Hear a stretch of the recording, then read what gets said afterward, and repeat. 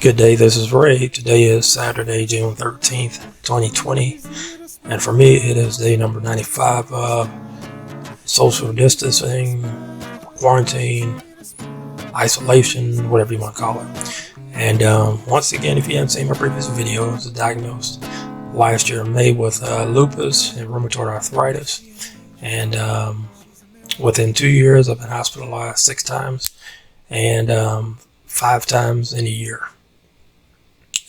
My longest stretch without a hospitalization was 4 months, and I'm happy to say that that's where I'm currently at. Last time I was in the hospital, I had a grand mal seizure at work, and as a result, I can't drive for 6 months. Things are looking good now. That as of yesterday, it'll be less than 2 months now that I'll be able to get back on the road and deal with all the crazy traffic. But some of the things I've been dealing with and thinking about this week.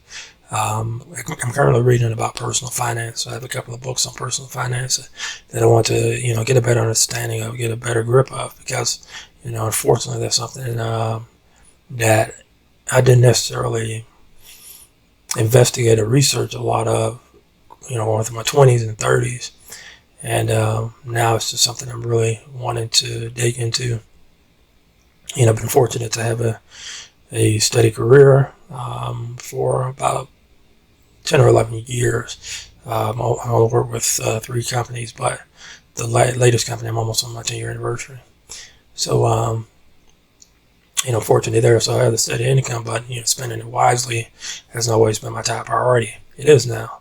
In hindsight, looking back, the biggest financial, not mistake that I made, but the biggest financial burden that I've taken on was the student loan debt. And, being intimidated by it, not fully understanding it, interest rates, and, how long it's going to take to pay it off. And I probably would have went to community college first and then to finish up at a 4-year institution. But I went to a 4-year private school, and tuition was very high. Not only did I take out loans, but my parents did. And it's a huge burden. It's a big part of my debt. So, not only that, you've got some credit card debt on top of that. There was a time when I was living off of credit cards because, I just didn't have the income. I was a working musician. I was playing gigs. I was doing okay financially. Started to build on things, but it was just darn near impossible to try to, move from place to place and try to find my way without incurring some of the credit card debt. So that's something that I'm working on as well. The other big debts that I've taken on was the medical debts. So the year before was the first time I had to deal with my health insurance, and I was hospitalized in September and ended up meeting my deductible. And a portion of I didn't make it to my out-of-pocket maximum. And if you don't understand how that works, so the deductible is the amount that you're responsible for paying before your insurance will kick in and pay a portion of it. So let's say, for example, my deductible was $2,000, and I met the entire $2,000. That's when, my medical expenses that are at least in-network from my in-network provider are being covered. And that's called co-insurance. So after your deductible, your co-insurance kicks in.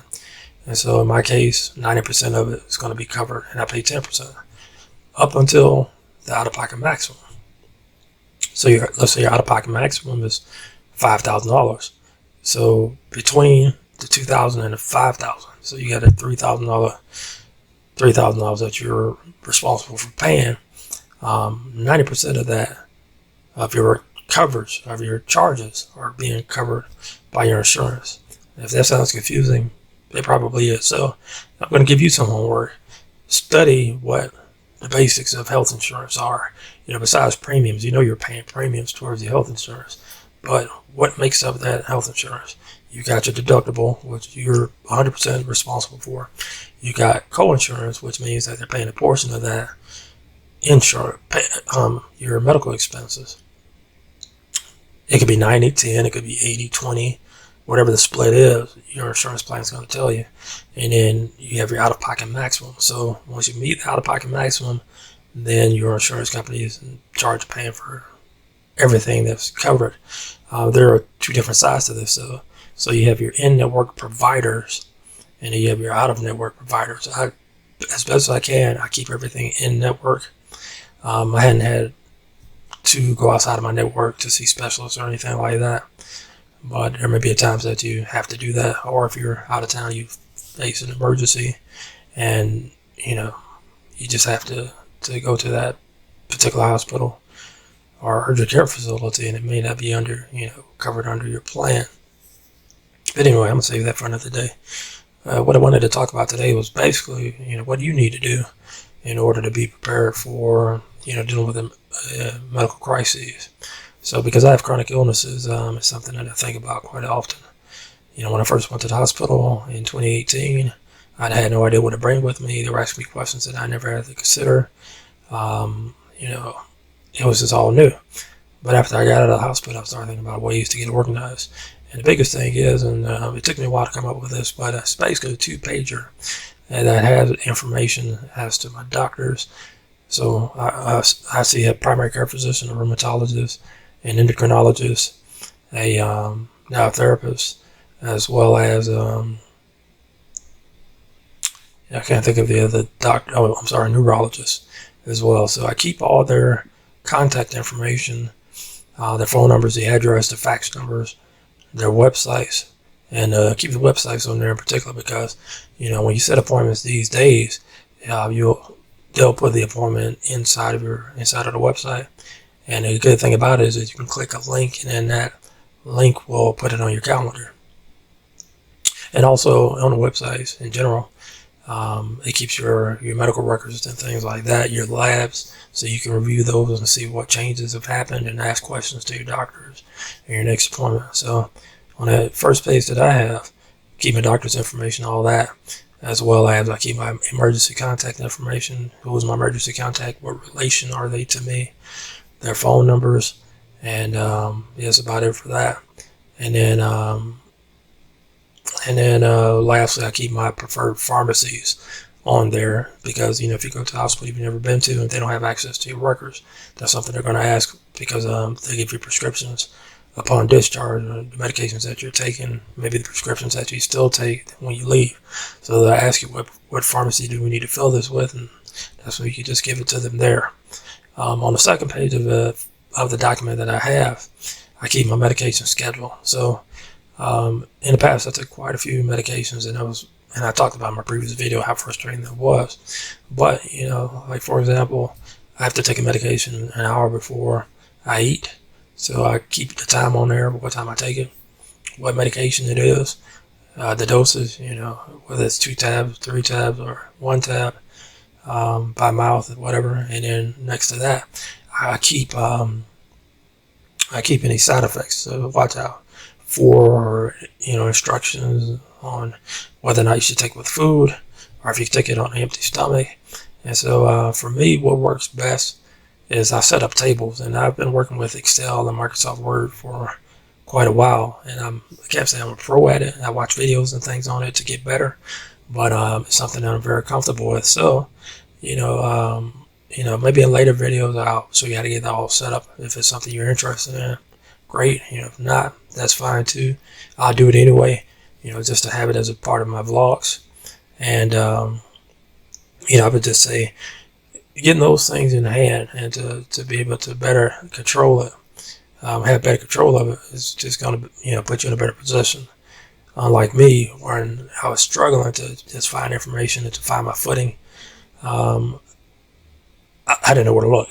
And I would say, as of recently, of course, I'm doing research on basics and just saying, okay, what is a premium? What is a deductible? What is a coinsurance? What is a copay? What is a out-of-pocket maximum? What are those things? Because it was, very intimidating. But anyway, I'm going to wrap up my video. I'm coming up on 10 minutes. I really appreciate you taking time watching this. I'm in a little better spirits today. I'm in some pain. My shoulder in particular hurts. That's the name of the game, I guess. And feel free to like, comment, and subscribe.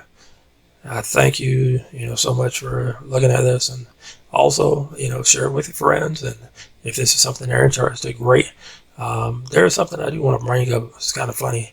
So I was looking at my previous videos, like back when I first started this, and I didn't realize it, or I might have realized it in one of my earlier videos, but I had prednisone face and swelling.